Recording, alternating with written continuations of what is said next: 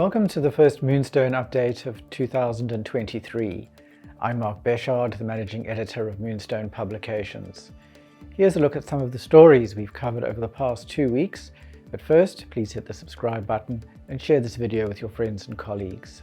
The Prudential Authority and the FSCA have released a revised version of their draft Joint Standard on Cybersecurity and Cyber Resilience for public comment.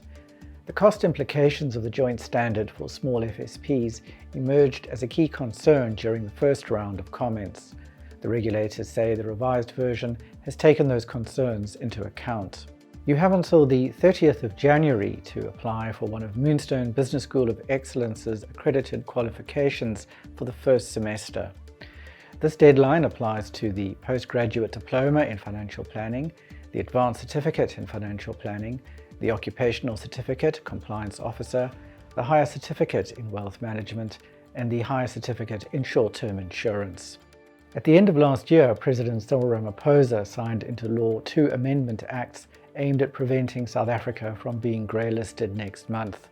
The General Laws Anti-Money Laundering and Combating Terrorism Financing Amendment Act amends 5 acts, including the Trust Property Control Act and the Financial Intelligence Centre Act.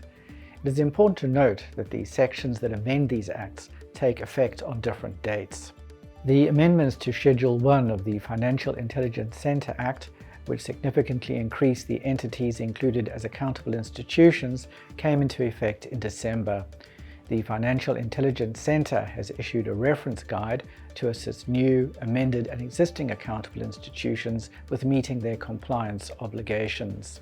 The Financial Services Tribunal has set aside the fine of 2.5 million rand imposed on Nigel Green, the former director of deVere Investments South Africa, as well as his 5-year debarment.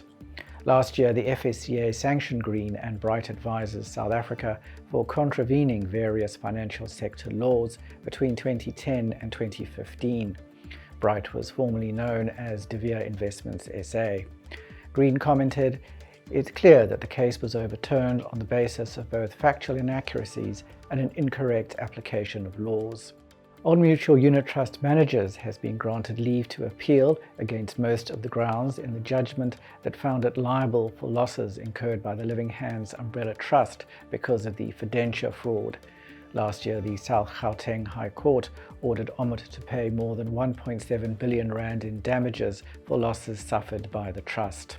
The Financial Services Tribunal has slashed penalties totaling millions of rands imposed on the land bank's insurance companies for contravening the Short-Term Insurance Act and the Insurance Act.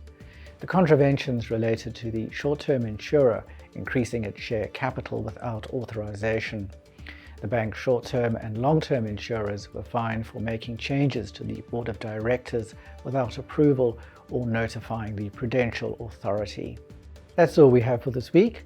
You can read these stories and many more on our website moonstone.co.za. Until next time, here's wishing you all the best from the team at Moonstone Information Refinery.